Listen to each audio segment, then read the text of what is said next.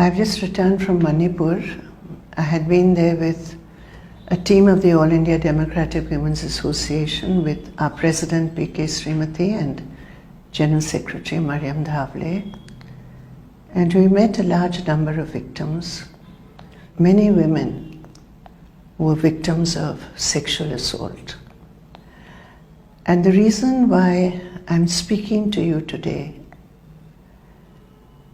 is because the victims have asked us to expressly tell the women of India and the people of India about their grief, their suffering, and their despair. And that is why I'm speaking to you today. We met the women in the video which has outraged all of you. But their question is, does India care? So many days have passed.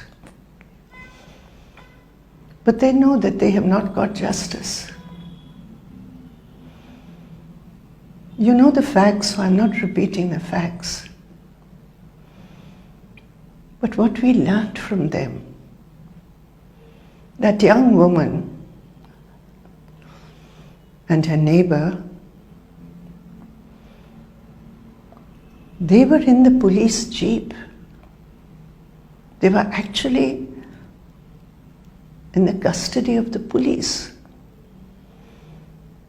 And they were told by the driver that he doesn't have the key and therefore he cannot drive the car away. And they were literally handed over to the mob. And that young woman, her brother, a young boy, he was in a hostel earlier. He was just 17, I think, 16 or 17 years old. He clung to his sister, tried to protect her, and they snatched him away from her. She was stripped, she was paraded, and before her eyes, they killed her brother. They killed her father. She saw it happening. And then, as you know, she was dragged away and gang raped. And then when ultimately she got to safety, she wants you all to know she couldn't speak about what happened to her for days because she did not want to burden her mother, who was grieving for the loss of her son, the loss of her husband. And therefore, for days,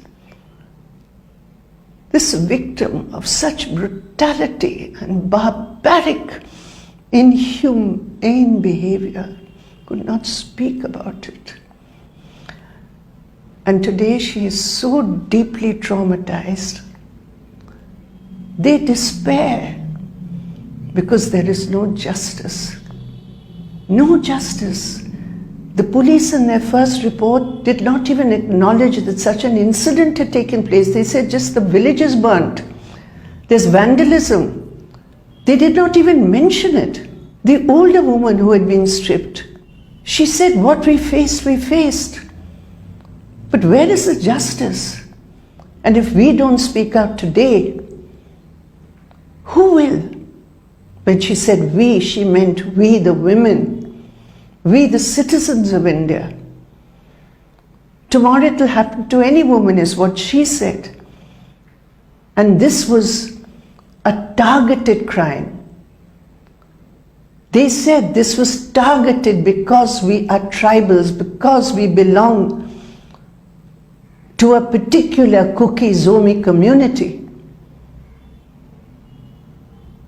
We are targeted because of that. We are citizens of India, and yet this is what we faced. This is the punishment we faced.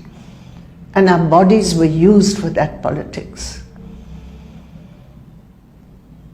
Their fight is for justice.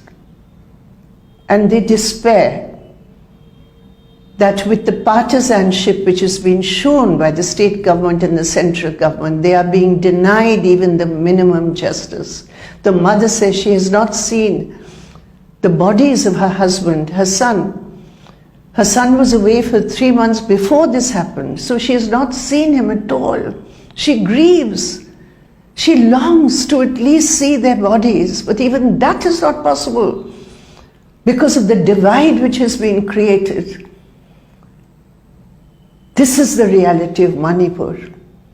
A 15-year-old girl in another case who was dragged, who was taken away by 4 men in uniform belonging to extremist groups. She was raped, gang raped, 15-year-old girl, and she was thrown down a cliff. She survived. But the perpetrators of that crime have not been arrested. We met the father of Florence. We met the mother of Olivia, 2 young women who were working in a car wash. She had spoken to her mother just a few hours before and said, "We are not safe, but the car owner has promised to take us to safety." But the mother says he did not do so. He has not even helped in the investigation.